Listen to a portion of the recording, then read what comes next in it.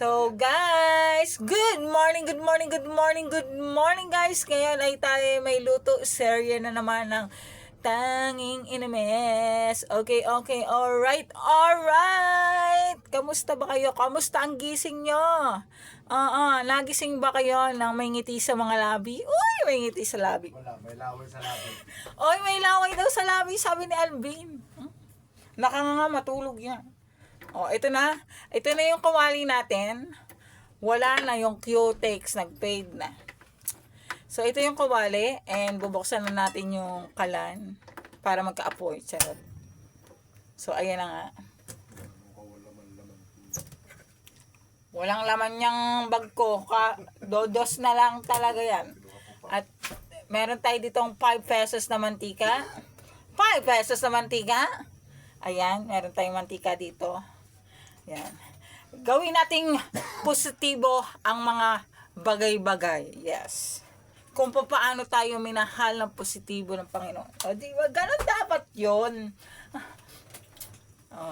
So, ayan na. Umiinit na ang ating pagmamahal. umiinit na ang ating kawali. Yung excess na water ay nag-boiling na. Nagtutuyo na siya. Di ba? Kita niyo yun? Ay, negative daw yung lansones. Sa mga umorder po ng lansones sa akin, ay wala po. Negative. Makulimlim po daw sa area. Hindi makakapag ani.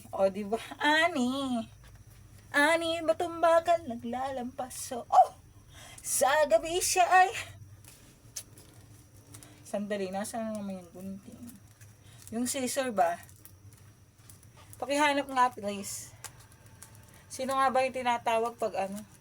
Hi, Marcia! Yaya, Mari! Yeah! Ang lakas ng energy. Ayan, meron na tayong mantika dito. Kita nyo, may mantika na tayo. Nakita nyo ba na mainit na yung kawali? Di ba hindi? Kasi ako lang nakakakita. I love you dyan, Marcia Koy. Hello, Maria Grace from Mami Yoli, everyone. Hello from Marcia Maria. So, habang tayo nagbibideo dito, ay naka-live pala ako. So, ito na nga yung 5 peso nating mantika. Ay aking binubutasan na. At sadyang napakahirap butasan. Naman ay pagkakunat ng plastic. Abay, ito. Kita nyo, butas na. Ilalagay na natin dito sa mainit na kawali. Ito na nga, nailagay na natin yung mantika sa kawali. Ay pumuputok-putok na nga. Nakaparang kagaya ng aking nguso. Naputok na talaga. Hello, Ma'am Yoli from Marcia Maria. So, ayan na nga. Alam natin na pag ganyan, ang texture ng mantika ay mainit na siya. Diba? Ganun yun. Tapos, kukunin ko na ang mahiwagang sandok. Uunahin natin ang patatas. Gagawin natin siyang golden brown. Ito na nga. You put the potato in the pan. Ganyan dapat. Tapos, ayan. So, ito na nga. So, yan. Kailangan maging golden brown yan, guys. Ganun dapat. Diba? At ito na nga. Ito na ang patatas natin ngayon. Ito na yung kinakalabasan niyang kulay. So, nagiging golden brown na siya. Eventually, may ganun. Yan. So, sa tingin ko naman, it's so good na to make hango-hango na the potato. Sarap mong saktan, day. Hanguin. It's going to be me. Ito na nga. Kasi nga, kahapon, kumita si Alvin ng magkano ba? Yung 200 pesos ko, kaysa sa ibili ko ng lutong ulam dyan sa tabi-tabi, binili ko na lang mamoy sa halagang 140. Diba? 140 to. May 140 ka ba dyan? Bumili ka na nito. Oo. O, 140 yan. Tapos yung patatas ko kanina, 24 pesos yun. Oo. 24 pesos yun. Tapos, ilalagay na natin ang baboy sa... Kita niyo? Kita niyo ba yun? Ang ingay ko. Ito na nga. Ay, nilagay ko na. Yung baboy. Nakailang hugas na ako dyan sa baboy na yan. Ha? At nakikita nyo na ba? Na nagtatalsikan nga yung kawali gumagalaw habang hinahalo ko yung baboy. Kasi nga, ang liit ng kawali. Kasi nga, yung kawali kong malaki, hiniram nga ng aking kumpari. Kasi birthday ng anak niya ngayon, na inaanak ko. Oo, magluluto sila ng pansit. Oo, kaya mamaya pupunta kami doon.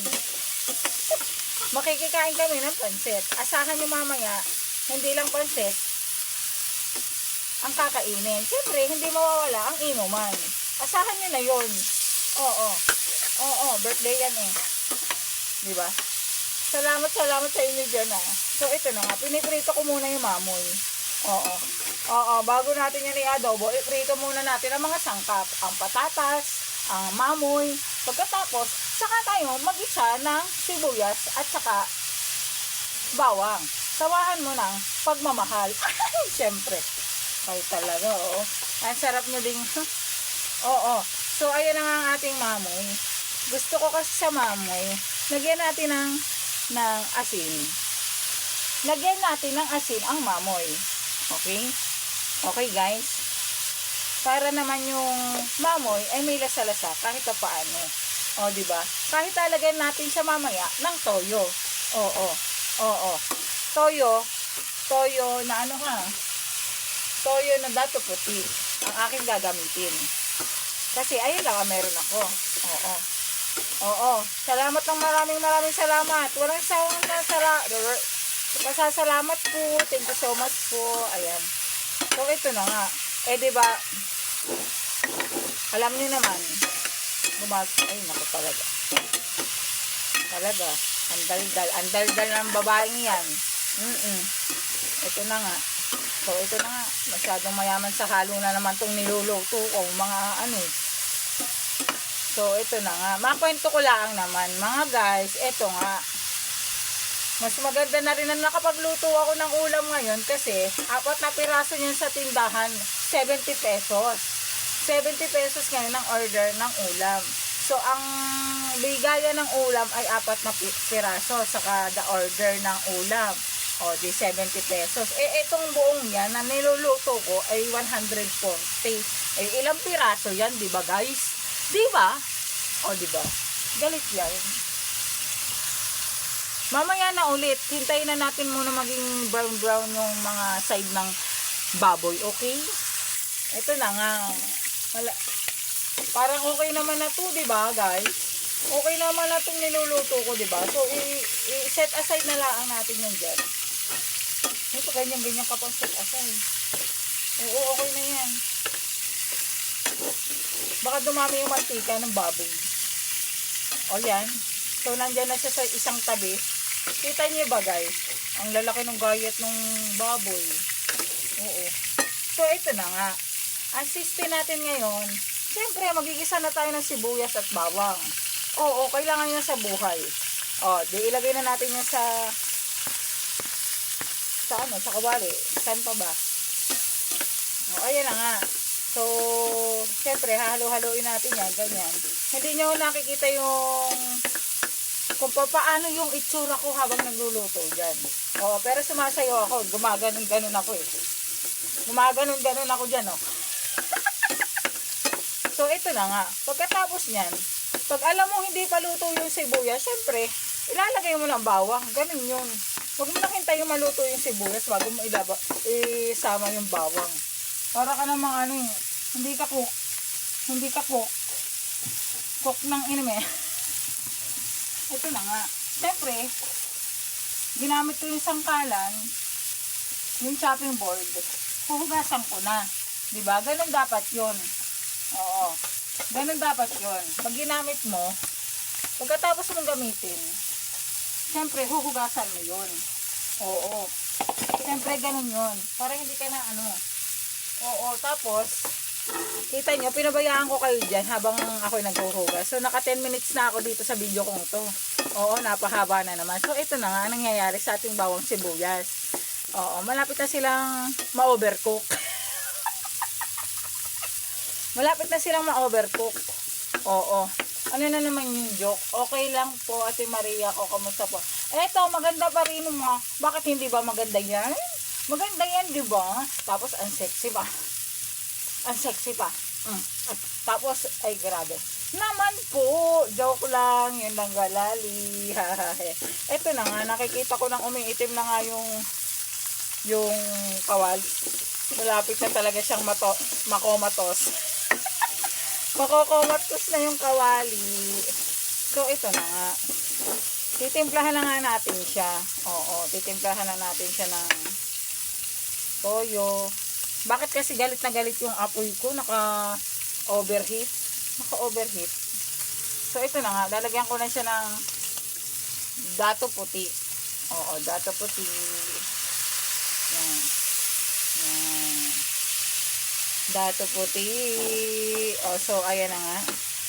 Hihintayin lang natin siyang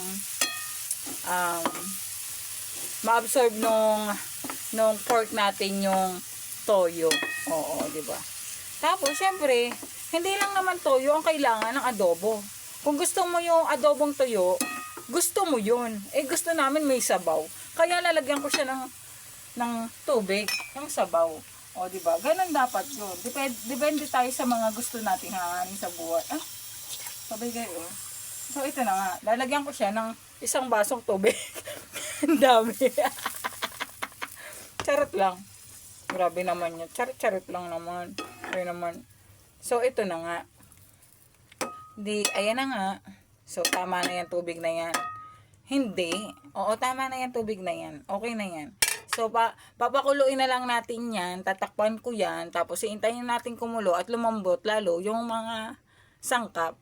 Hindi, yung baboy, syempre. Okay? Wait for a while. So, ito, lalagyan na natin siya ng takip.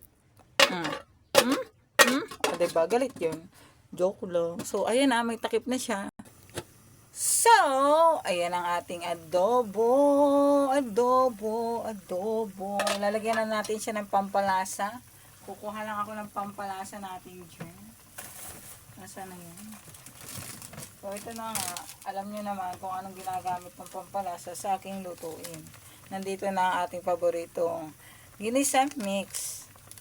Ayan. Lagyan natin ng ginisa mix ang ating niluluto. Rin.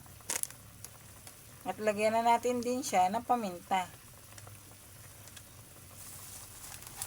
Oh, ito yung pamintang konti lang ang ilagay mo pero mahanghang na. Ayan o nga. Point. Ay, napadami. Napadami ang lagay. So, ayan na nga. Halo-halo ng very light. Tapos, lagyan natin siya ng asukal para mag-balance yung lasa. Tcharin! Ang dami. Ganun dapat yung paglalagay ng asukal. Tapos, lagyan na natin siya ng suka. Suka ng inamis. At bumahin. Gawa ng paminta. Bumahin.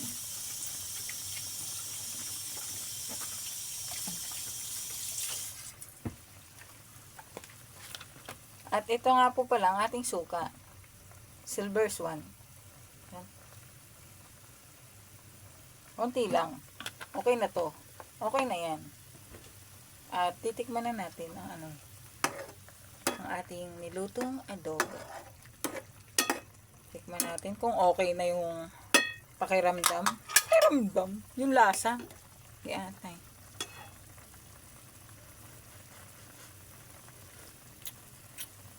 Ay, ang sarap.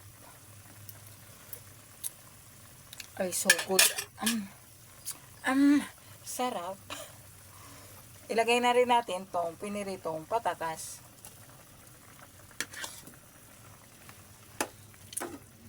Sarap. Okay yung lasa. Tapos, konting kulo na lang to. Konting pagmamahal. Okay na yan. Lagyan na natin ng takip ulit.